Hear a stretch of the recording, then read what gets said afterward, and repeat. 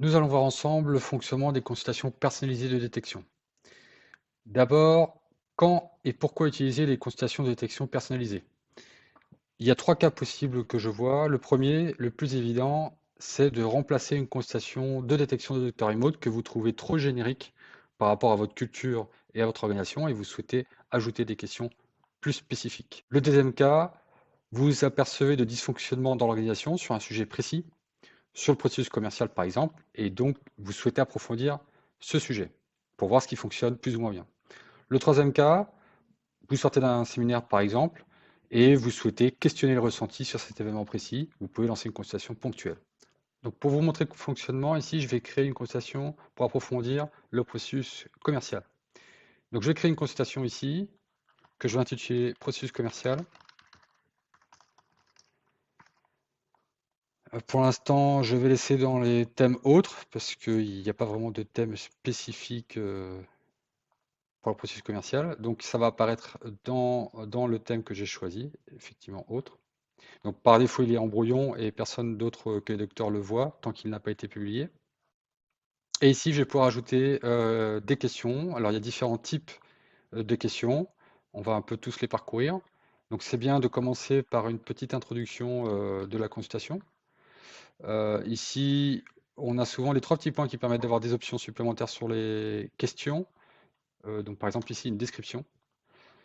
Je vous montrerai après quel est le résultat.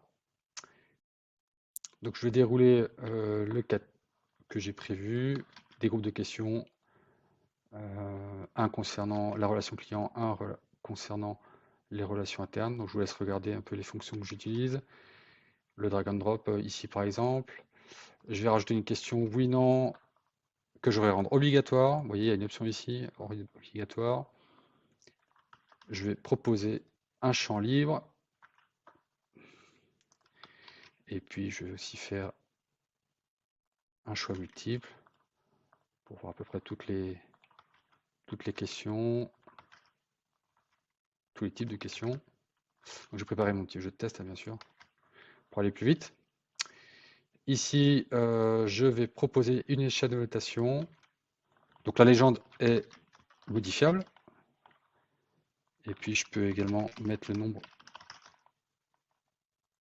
qui me convient. Je vais le rendre obligatoire. Et puis il y a un champ intéressant qui est la désanonymisation, qui va permettre aux personnes de dire si elles souhaitent, par exemple, participer à une réunion, enfin de rajouter leur nom. Donc j'en ai terminé, et puis je vais vous montrer tout de suite le résultat, le temps de publier le questionnaire qui apparaît ici. Je vais pouvoir le planifier comme une autre consultation, et puis je vais vous montrer le résultat. Donc voilà comment se présente la consultation pour les patients.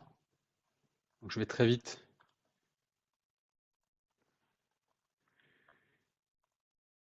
Voilà. Et effectivement, moi, tu participes à un échange. Là, ça va me permettre d'afficher mon nom. Voilà, donc je viens de passer automatiquement le questionnaire en terminé pour qu'on puisse voir les résultats. Et c'est une consultation classique finalement que vous voyez.